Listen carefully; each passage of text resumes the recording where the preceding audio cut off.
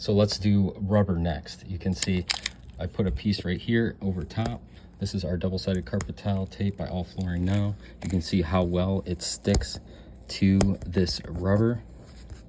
So if you want to go over top with any type of flooring, like carpet tile right here, you can do that and just put the carpet tile over top of the tape and it'll keep it in place.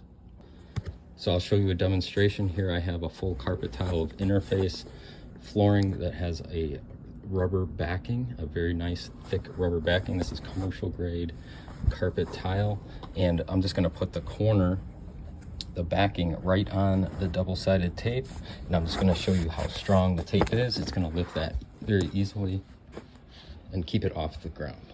Okay, just to show you quickly the strength of that little piece of tape there.